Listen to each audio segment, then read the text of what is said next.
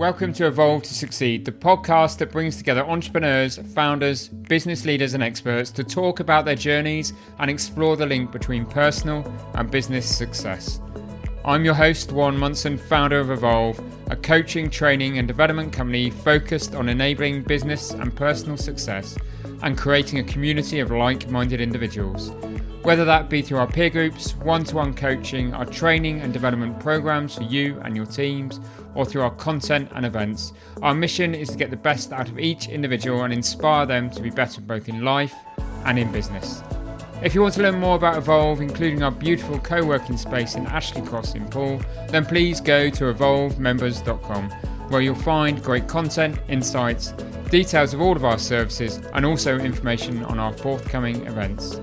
For now though, let's get on with the show. Today we hear from Carna Wilson and sisters Dan and Mel Bowen, who together founded Muddy Boots Nursery School in 2014 while they were all still in their early 20s. Their original vision was to start a nursery where children can spend as much time as possible outside, exploring, learning, getting dirty, challenging themselves and testing out ideas and growing their imaginations. Fast forward to 2023 and there are now 5 Muddy Boots nurseries scattered around Dorset. In this lovely, reflective and fun conversation, Carna, Dan and Mel explore a number of topics, including their love of working together, their decision-making process, their evolving perceptions of risk, what they've learned from the children they're surrounded by every day, their thoughts on changes to the government's childcare policies, and navigating the recruitment crisis. I really hope you enjoyed this show.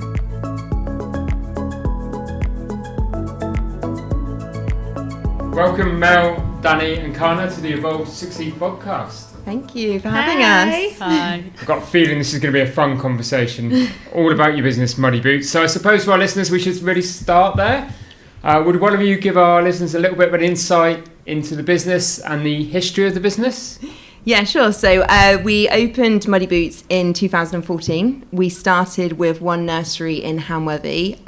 The three of us had previously worked at another nursery, so we all knew each other and were friends. So yeah, opened our first one in 2014, and then we opened our second in 2015, and then our third in 2016. And then we had a little break with the COVID years and opened the fourth 2021. And then the fifth last year. Wow, so it's been quite rapid growth, hasn't it? Yeah. And how did it come about? You know, you said you were working together and you knew each other, but you know, what made you make that kind of step out in 2014 to do something by yourselves? I think we identified a gap in quality.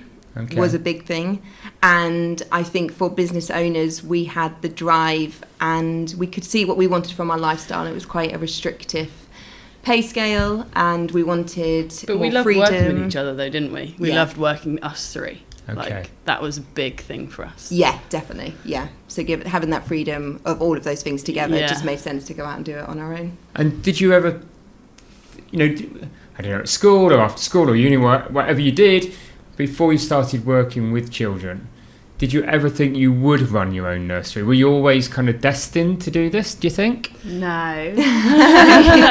I went into beauty therapy when I first left school, so I didn't work with children. Yeah. I don't think any of us did. No, I remember when I was younger though, I used to say to my dad, one day I'll open a nursery when I was little. Did you? Really? Yeah. I didn't We know did that. Yeah. I used to say to him, I'll open a nursery, and he was like, yeah. No, I didn't even think about it. Did you? No, I was a personal trainer, and I think I've started to learn business models in my early 20s, and I found a little bit restricted by personal training because of I was only earning so much money. It's kind of one-to-one, isn't it? Exactly. Not one to many. Yeah, whereas the nursery is a completely different model, and we don't need to be there now. We can employ staff to do that. So, Although sometimes we do. yes, We do have to cover quite a lot. yeah. So, And you talk about, you know, quality being the thing, and that was the thing that you thought, well, actually, we can do this. As a lot of people that start a business do, we can do this better. We can do it better quality. We can deliver better service. But, you know, what makes Muddy Boots unique? Because there's so many children's nurseries out there. You must have had something you said, this is what's going to make us different. Yeah, so originally it was our outdoor aspect. getting the kids outside as much as possible. We talked about that little quote that you said earlier about how kids now, 5 to 7 year olds, you said, spend more time inside than prison inmates. And prison inmates have to spend an hour outside a day, and 5 to 7 year olds, the average is 75% indoors. Yeah. So No. I was really shocked when they said it to me as well. And in 2007, words like magpie and buttercup were taken out of the dictionary, and words like cut and paste and broadband were added. So I think very early on, we wanted a childhood that we wanted to give children a childhood that we had. Like Carna grew up in the countryside in Ireland, me and Mel grew up on the North Cornish coast. Yeah. Like an outdoor element was really important to us, and keeping that throughout the nurseries. And we've seen a big change over the years, haven't we, with technology and what children are doing. So that was a big aspect. Even since 2014, you've seen those changes. Yeah.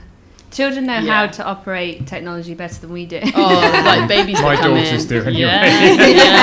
Yeah. What I always say to parents as well when they come and look around our nursery is like once they hit school, they spend so much time inside. Like that is what we try and make sure that children are outside as much as possible, and they do love that because they know that once kids go to school, they're sat in, and like when we speak to children's families that their children have gone to school, they're like, oh, the kids ask questions like, we don't go on walks anymore, like we're sat in the school, and their parents the kids remember Muddy Boots because of the outdoor aspect. And is it in every day when a child comes to you, there's some outdoor activity, take them off site, do something with them? Every single day. Yeah. And also for the staff, like we've done a bit of a recruitment where we've kind of pushed the outdoor element as a really positive thing about Muddy Boots, because even just like getting your hands into soil, it releases a bacteria that promotes the parasympathetic nervous system response. So it's it's a natural antidepressant. So for our staff, we kind of say, come here for your mental health and work. Almost, But I think that's another thing that sets us aside is we really try to look after our staff. So we call our staff like a family, and they do a lot of people, they're happy working for us. People want to come and work for us because other people say that they're happy. So that's a big element that I think sets us aside as well. Yeah. It's interesting, isn't it? And what have you learned about yourselves in this journey? I suppose there's a question for each of you, isn't it? But in this last 9 years, what have you learned about yourselves, do you think? I suppose to be flexible, like you have to be flexible in life. Like every day you get new challenges thrown at you, and you can't just think narrow-mindedly about it. You need to think outside the box a lot of the time. We've definitely found that. We used to lose sleep over stuff when we first opened, whereas we wouldn't now lose sleep over the same issues, because we now have learned that things can fix themselves. There's always a solution. I think that's probably the biggest thing for all of us, isn't it? That anything we can overcome now. I think it's made us stronger and more resilient because we just keep going, and you find a positive, even if it's going to the pub on Friday and having a stiff drink. Stiff drink. I love stiff drinks. I don't know why. But you find a positive in everything, and we overcome everything. So it's made us a lot stronger and more resilient. Yeah, and I think it helps that we've got each other. There's 3 of us. We're a team. Yeah. That's what I always say to people, like, because people are like, how do you do it? Like, and I'm like, I don't. I do it with you two. Like, we all need to go for a stiff drink. Or a glass of wine. So, but there is this old saying, isn't it? Talking about being the 3 of you, like, isn't it? I'll probably get this wrong, listeners, but it's 2's company, 3's a crowd. And here we have 3 of you, 2 of you are sisters, and this strong friendship and bond. Why do you think that old adage doesn't apply to you? What's made this partnership so strong? Yeah. I personally think 3 is the magic number, because I think if it was 2 of us, it might be slightly more difficult. But we installed the 2-for-1 rule very early on. So if we have a decision to make, it goes out to the 3 of us, and the decision always goes in favour of the 2 votes. Okay. And then the third one just accepts it. Yeah. So if it was one-on-one, you would just maybe Yeah. bump heads a lot more, 'cause Okay. who would make the overall decision? Yeah. Do you think it does work, that dynamic? I think it does. I think it It's nice. works a lot better than when it's two. Yeah. Yeah, because we have experienced it when it's been two. Like, for example, when I've been on maternity leave, Yeah. and like when you went away for a while Yeah. over to Canada, like, I don't know, it works good in some ways, but then in others it's hard. Yeah. Having three of us like when it's all three of us, it's good. Works. It feels right. Yeah. Yeah. It clicks, yeah. And you've got more backup and support. Like Yeah. if the other one's busy or something, then there's another one that you can phone. There's always somebody there. Yeah. And I speak to other business owners, and annual leave, we're very lucky. Annual leave is a real thing for us because I know that I can go and leave the business and these two will take care of my role and all the emails and the phone calls, and I know I don't need to worry. Whereas I think if we were doing it independently, that maybe is a concern that some people have, that they never have that downtime. They never have to time out downtime. Yeah. I suppose, And for anybody starting a venture, or, I'm thinking about, be it 2, 3, be it 4, I suppose, starting a business with somebody else. Any hints and tips on making the dynamics work? I know dialogue would be one, obviously, but is there anything else that you think other people could do to replicate the success you've had as a partnership? Oh, that's a good one. I think dividing the roles we did fairly early on, and we've kind of stuck to those roles throughout the 8 years, so they don't overlap. So I know what Mel and Carna are responsible for, and I know what I need to do. So we're not treading. As well. Like we've always made our workload quite fair, the hours we put in quite fair. We've always held that quite high. It's just making sure everything's fair between us. But I think going back to mental health as well, like we care about each other's mental health. So like if one of us is like maybe not coping so well with the pressures, we spot that early and we can help each other. I think that's really important. But we're on the same wavelength. We are all on the same wavelength, so we know. So I don't know how. Do it with friends and family. Oh yeah, people say don't do that. That's the bit that I'm really intrigued about, because that's the other attitude. Don't go into business with friends or family, and here you are, growing, succeeding. But then I also think like maybe because we're so close that if we have a little bicker, it's squashed quite quickly. It's not. Oh, we don't like. We can say stuff. Yeah, we don't fester on it. No. Because we're close. And then it's over. Yeah. Done, dusted, sorted. Yeah. So I guess it's never been a really deep rooted issues that have played out for a long time. And Dani, you mentioned that you worked out whose each other's roles were going to be and who was going to do what. I mean, how did you come to that kind of understanding of whose strengths were whose and who should be doing what? Because that's also sometimes often difficult as well in business. Yeah, absolutely. I think we had definitely considered our background and our previous skills of that we had, and then also each of our characters and our personality traits. Okay. So we knew that Carna was maybe better at dealing with some of the harder finances than me and Mel, who are terrible at maths. Oh yeah. You got self-selected for that one, didn't you? We put Carna forward for that one very quick. And my background, I'd been a manager of a childcare nursery before, so the quality and the teaching and the learning, that was quite natural for me. So I kind of just took all that. And Mel was very much going down the special educational needs and is interested in psychology and has gone further with that. So I guess we just, we looked at our backgrounds and then we looked at our personalities, and it just split quite nicely, didn't it? I think as well, where we were so young when we started it, we were quite naive to a lot of it. We knew we were just like, we could do this. We can do this. Because when you are young, you think you can. Like, you can take on the world, can't you?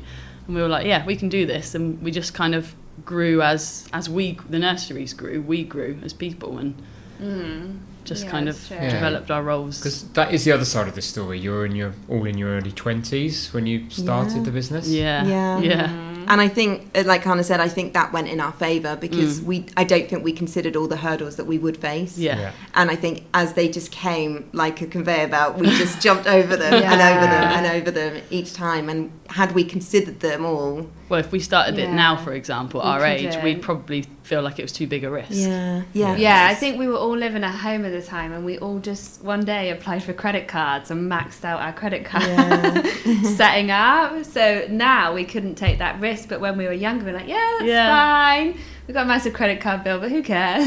It works, it works. It's strange how your view of risk changes as you grow older, isn't it? And there's a lot of businesses that, perhaps, are successful where the individuals that start them are in their early 20s, just because there is no responsibility, it's just you. You can take some of those risks. Well, once you've got relationships, family, mortgages, you tend to maybe take slightly more negative decisions. Cautious is a better word than negative. Cautious decisions.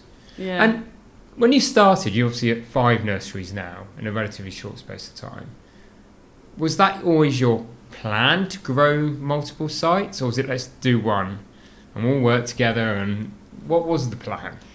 We were talking about this. I think the plan has changed a lot over the years. It continues to change. We're rubbish at making plans. I think we did initially. Our plan can turn from the morning to a different plan in the afternoon, and we all just go for that one. Initially we did want a nursery each, didn't we? Yes. But so it was, the original was if we can get to 3, we all manage one. Everybody's happy. But as we grew, we realised that wasn't practical, and that we actually loved working with each other. And if we were all at a separate nursery, then we wouldn't be with each other. And like that, our strengths work in each nursery. So we need all 3 of us in all of them. And sometimes we're not quite sure how we've got to 5. I know.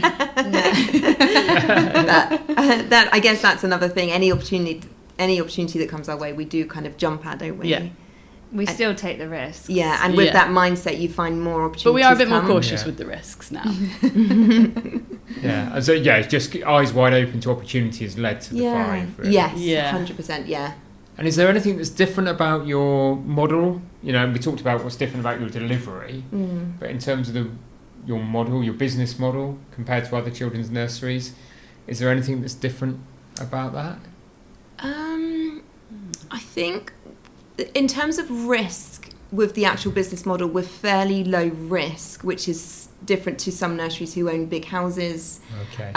We rent our buildings, so we don't have business rates, we don't have big mortgages, we don't have any big outgoings like that in terms of finances for them. So that's kind of the model. We can set up our nurseries quite quickly. As opposed so you're scalable, aren't you? Exactly. Rental model, and you're not trying to raise money every time to buy a freehold. Exactly. Yes, and all of those. We would love to own a freehold, though. We would. That is one thing that is definitely in our plan. That's one of the future goals. Yes. And I think that there's 3 of us. I don't know any other nurseries that have 3 directors. Because whenever we book onto training and stuff, we're always like, most places say one per setting, and we're like, there's 3 of us. All 3 of us want to go. Please. There is this interesting dynamic, isn't it? You're teaching children every day, but you are surrounded by children all day. What do you think the children have taught you over the years? Oh, so mad. To be excited for life. I love that. They do that. They are. They wake up, don't they? They get up the crack of dawn and they're excited about it. And so innocent and just so happy all the time, and just the littlest things can be incredible and an amazing journey, and it makes you appreciate the smaller things in life. They don't need much to make them happy, do they? No. They just need attention and love, and you'll spend a day with them and you'll just go home knowing you've had a good day. The simplicity of it. Yeah, completely. It's hard, isn't it? Because as we get older, things come into our lives, isn't it? And we lose some of that childhood. And we had a great guest, Emma Wallow, on it here, and she was talking about fun. And actually, as adults, we don't have enough fun, and we don't play enough. You only grow old when you stop playing. So if you continue to play, you continue to stay young. But as an adult, how do you say, right, I'm going out to play today? I'm off to the park. We're going to go knock on my mate's house. Well, that's the pub, isn't it, for adults? True. And then you normally end up in the park maybe after the It's interesting, isn't it? Yeah, because children don't rely on the alcohol or anything else, do they, to stimulate them? It's just they can just be themselves. Yeah. And Christmas at any of the nurseries. I love is Christmas. just magical. Even before I had kids, working in childcare, I used to get excited for Christmas because of the children in the nurseries. There's more questions these days about stranger danger, though, I found with Christmas. Like an old man coming into their house with a key that leaves stuff. Like, it's obviously still magical, but children do question it more, I find, these days. And they notice the Father Christmases are different. Yeah. Like, he's not the one I saw last week. Or his beard fell off or something as he's getting on the stage. And what do you think some of the biggest challenges you've faced in the business so far are? More recently, since the pandemic, we've definitely facing a recruitment crisis in early years. Okay. So that's definitely been a recent challenge. I think our sector is predominantly women as well. So sometimes, like month by month, you can have challenges depending on women's cycles or menopause. Hormones. Like things can flare up at any time as well. So more men in the industry would be nice as well. Because then we've got consistent recruitment.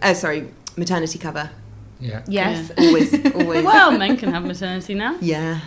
Yeah. That just seems to be a problem that not a problem, but it's something that we it's a challenge that you have to try and recruit for 9 months, and not many people want temporary positions. So we are noticing that now more so than initially. And why do you think men don't come into the industry? I think it's still stigma. Like even from when I was at playgroup, it was playgroup when I was even 20 years ago. We didn't have a curriculum. There's still this weight around nurseries that we're carrying forward, that it's playing. You just care for the kids. And it's women caring. So I think it will change, and I think it's starting to change. The government are giving a lot more status to early years teachers now. There's a lot more funding for us to go on and do degrees and teaching degrees. So I think it will shift. I just think it's going to take time. Long time, Yeah. And is there just a lack, also when you talk about that, in so many industries there is that lack of talent, and people wanting to come in, but why do you think there is this?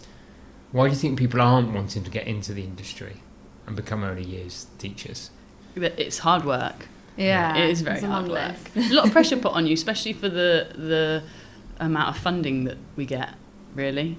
There's a lot expected now, considering what funding that we get. There's a lot more expected of us than what we need to do. So there's a lot more targets that we need to hit.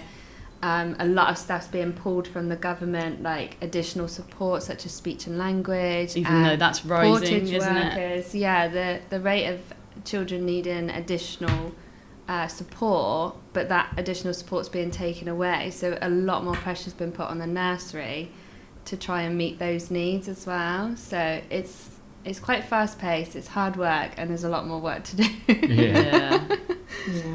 Like any industry, underfunded. Overworked, underpaid. We're not really selling it. But if anyone needs it's so worth it. Coming into that. But it is so worth it though, when you go home from a day with these kids. When it's been fun, especially on a day like today at Muddy Boots, it's the best place to work. They'll be at the beach, they'll be in the woods. Literally walked in this morning and I was like, to the girls, and I was like, isn't this the best place to work in the summer? And they were like, because it is. It's sunny. They've gone to the beach. Now you three of you are running the business. Do you miss being involved daily with the children? Yes.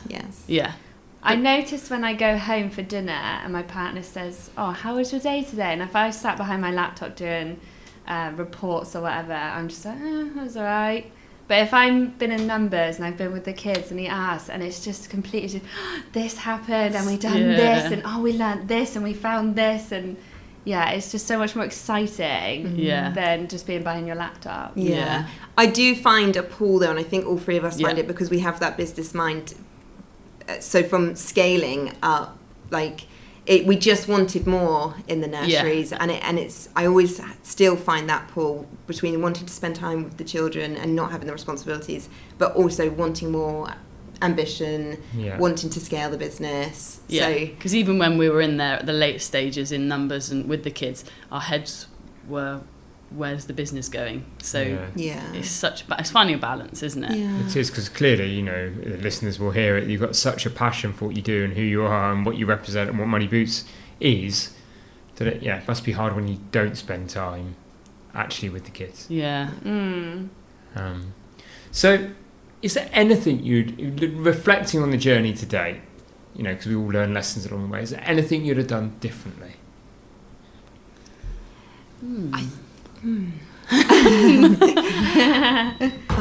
I think I probably would have saved a bit more before we opened because that first year was really hard. Yeah. With our credit cards and so stressful. Yeah. Yeah, I don't know. I really liked our journey so far. Obviously, there is little things that you would do different, but there's nothing that stands out to me. No, I don't think so. Wish and we maybe enjoyed it early so on. Lucky that we are where we are. We always have that sense of we feel so lucky and privileged. Yeah.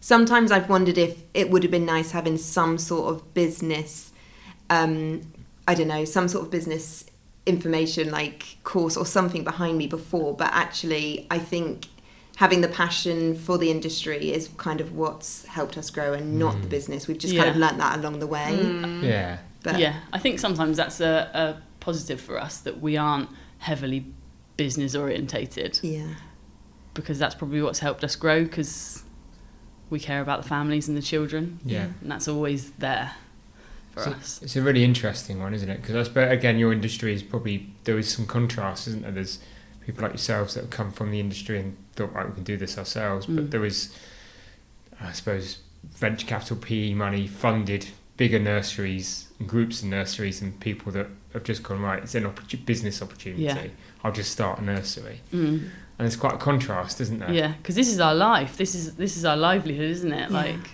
And it's great to do something that you love doing. I never get up in the morning and think, oh, I've got to go to work. I'm excited. I've come back from maternity leave and I'm excited to be back. It's nice. But there is such a scale between directors that we meet along the way.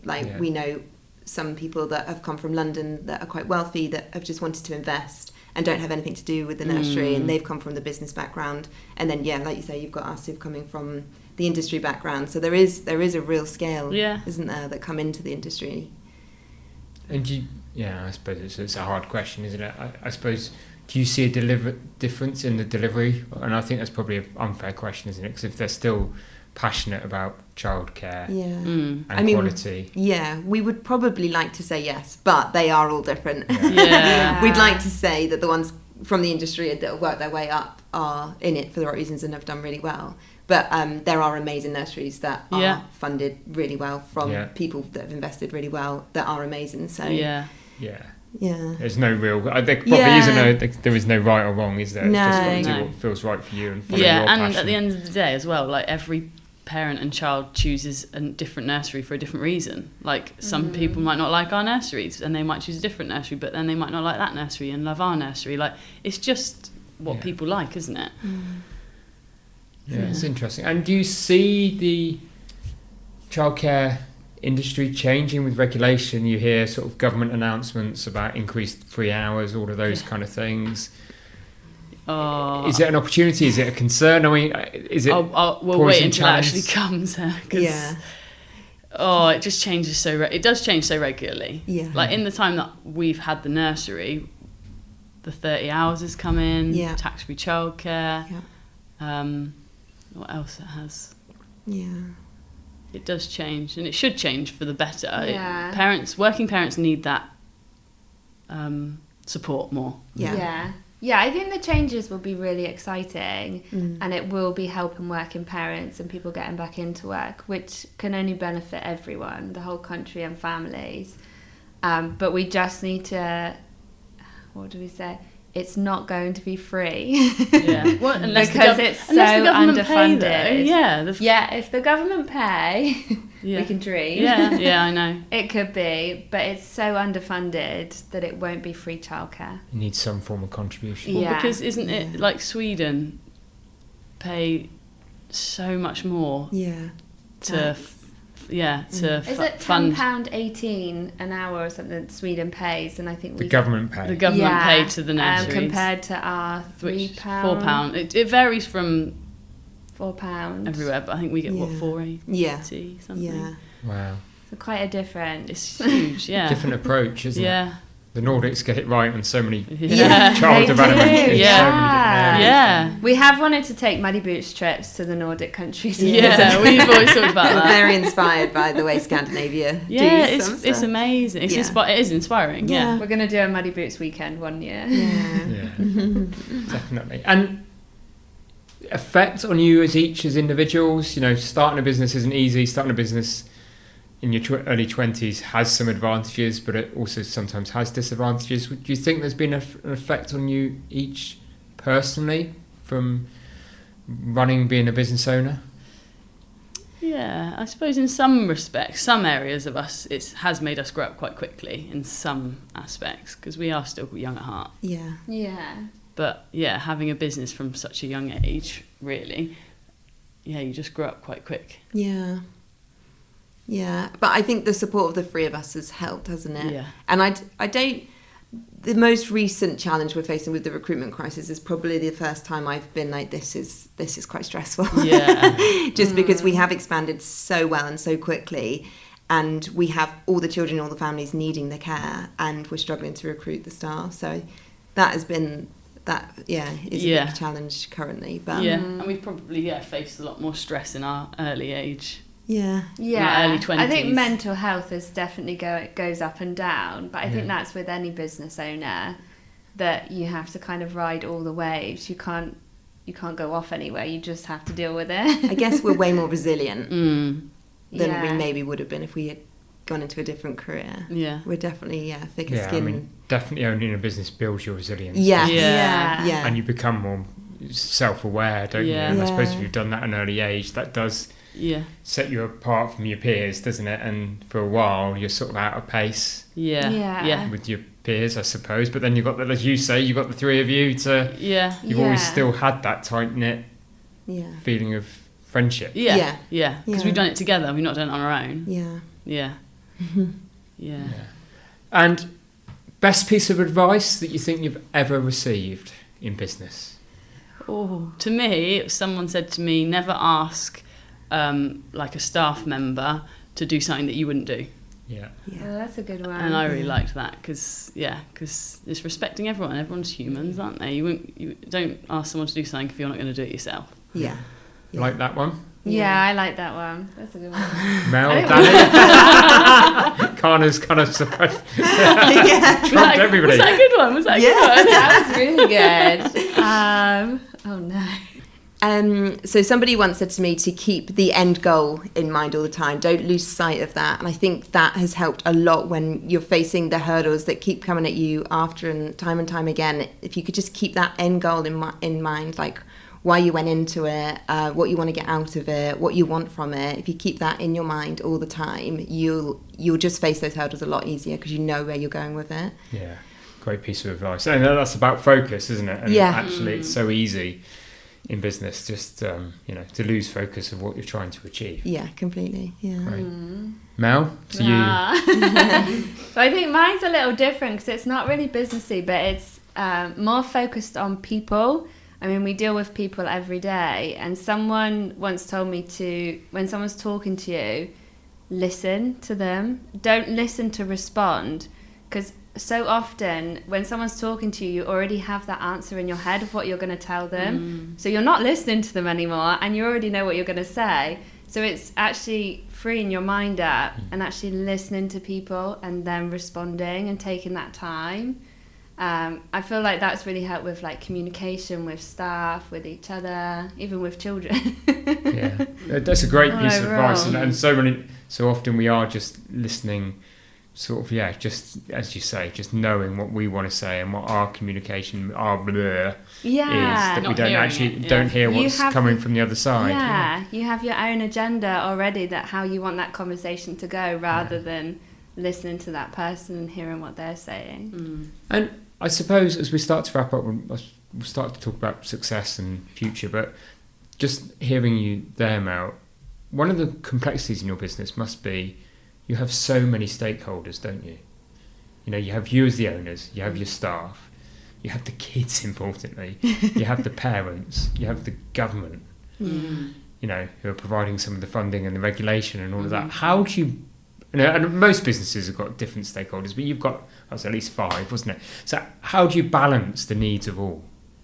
And how do you prioritise? Yeah, well, I guess the focus is the children, and that is what needs to be that focus. Talking back like referring back to your little piece of advice, it's just bringing that focus back to the children. They are the most important thing in our business. Yeah.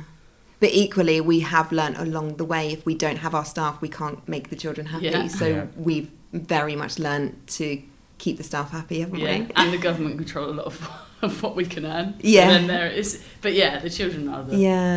Yeah, it's an interesting question, actually, I guess. I guess they're all a priority, but where there's 3 of us, we managed to divvy it out. I suppose you have divvied it out in a way, haven't you? I suppose that is how you've solved that problem. Yeah, so it's not all on one person, which makes it easier. So what next then for Muddy Boots?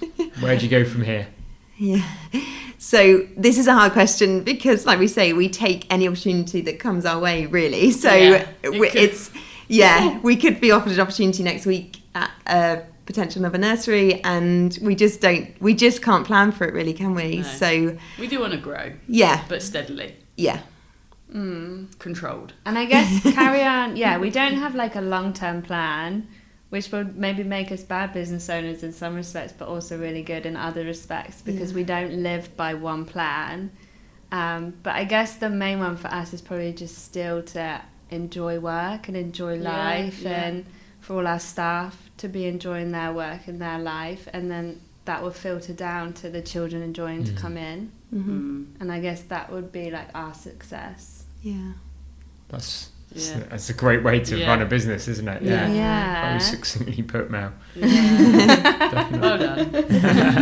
And personal definitions of success, I usually, round up the conversation with, we talked a lot about business, but what does success mean to you as an individual? I think for me it's knowing your personal values and being able to live by them. So like freedom and loving your job, like they were both quite big values for me, and success is being able to live by them. And I do. So I feel that that's success to me. Feeling fulfilled by life. Yeah, and if you can do that whilst having a job that you love, that helps, doesn't it? Definitely. I feel like we're all a little bit hippie in our answer because materialistic things mean nothing to us. No. It is just like, I think happiness is my memories. Is my biggest one, is just being happy and being surrounded by people that are happy, which is actually really hard because you can't always, not everyone's always happy. But I think just enjoying life. You can try and make your dent on it, though, can't you? You can make your impact on it. And then bring some happiness to the world, I suppose. I'm sounding like a hippie now. I love that. It's taken a different direction. So, I've really enjoyed this conversation. All 3 of you have been great guests. If people want to learn more about Muddy Boots and get in touch, where can they go? So probably our website, so www.muddybootsnurseryschool.co.uk. And then our email's on there, or just reach out. We've got an Instagram or a Facebook page, Muddy Boots Nursery School, and we'd love to chat to anyone that wants to chat to us. So thank you. Carna, Mel, Dani, thank you for being great guests on the Evolve to Succeed podcast. Thank you for having us. So much.